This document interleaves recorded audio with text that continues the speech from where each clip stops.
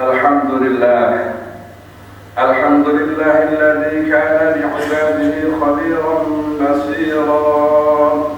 Tabarakalladzi ja'ala bis-samaa'i burujan wa ja'ala fiha sirajan wa qamaran muniran.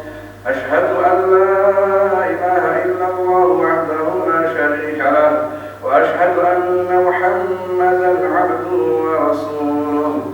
الذي بعثه بالحق بشيرا ونذيرا وداعيا إلى الحق بإذنه وسراجا منيرا.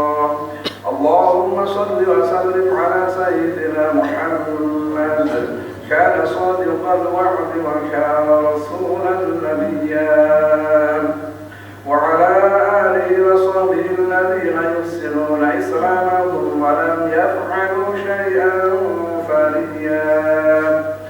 أما بعد فيا أيها الحاضرون أوصيكم وإياي بتقوى الله فقد فاز المتقون. قال الله تعالى يا أيها الذين آمنوا اتقوا الله حق تقاته ولا تموتن إلا وأنتم مسلمون. Ma'asyiral muslimin jamaah Jumat rahimakumullah. Dalam kesempatan yang mulia ini, marilah kita tingkatkan kualitas iman dan takwa kita kepada Allah Subhanahu wa taala dengan menjalankan perintah-perintahnya dan menjauhi larangan-larangannya.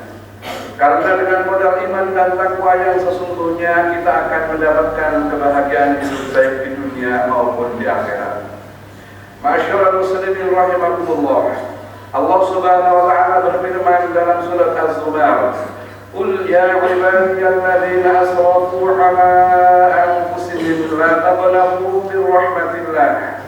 Innallaha yaghfiru dzunuba jami'a.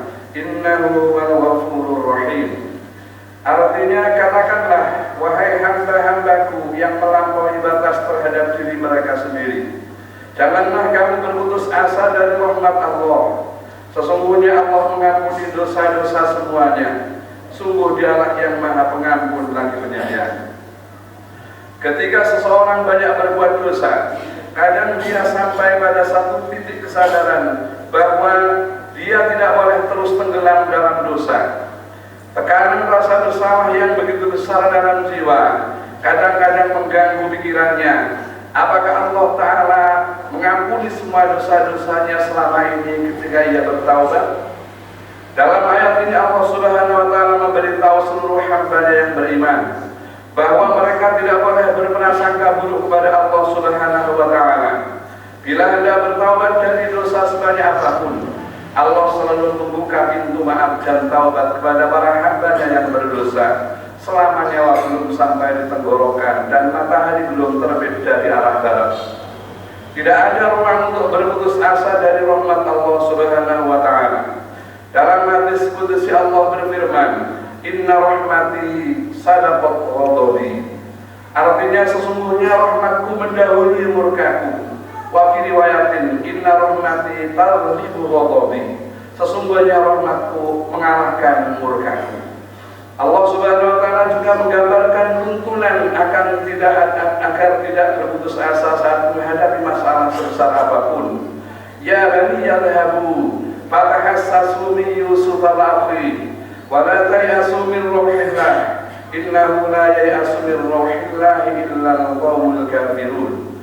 Artinya, wahai anak-anakku, pergilah kamu sekalian, carilah berita tentang Yusuf dan saudaranya, dan jangan kamu berputus asa dari rahmat Allah. Sesungguhnya yang berputus asa dari rahmat Allah hanyalah orang-orang kafir.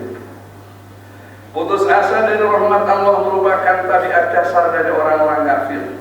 Mereka tidak pernah menggantungkan urusan kehidupannya kepada Zat yang Maha Kuasa lagi Maha Pengasih.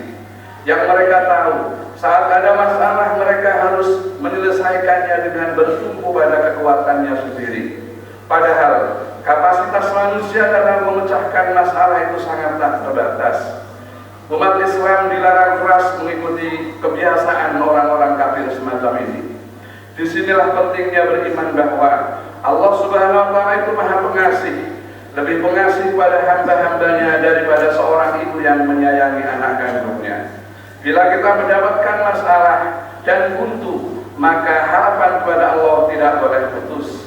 Selama kita mau berdoa dengan tekun dan sungguh-sungguh, serta memenuhi semua adab dan sebab dikabulkannya doa, serta menjauhi penghalang dikabulkannya doa, tidak ada masalah yang tidak bisa diselesaikan oleh Allah melalui doa.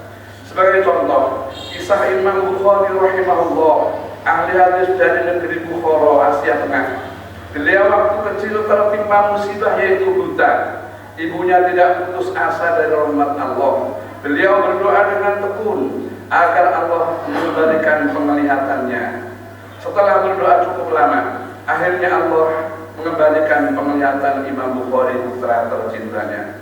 Oleh karena itu, marilah kita tingkatkan ketergantungan kita kepada Allah Subhanahu wa Ta'ala dengan banyak berzikir dan berdoa kepadanya, dan tidak bersandarkan kepada diri sendiri.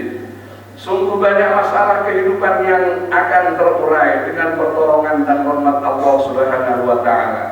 Kita hanya diminta bersangka baik kepada Allah Subhanahu wa Ta'ala, tidak putus asa dari rahmat Allah, terus berdoa kepadanya dan memohon rahmatnya, sambil terus berpikir dan bekerja, berikhtiar memenuhi hukum sebab dan akibat yang harus ditempuh di dunia ini.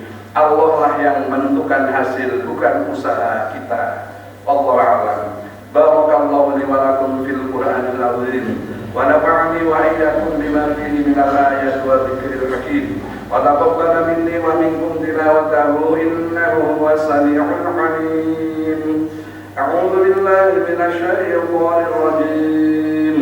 Inna lil muttaqina mafaza hadaiqa wa a'naba wa kawa'iba atraba wa ka'san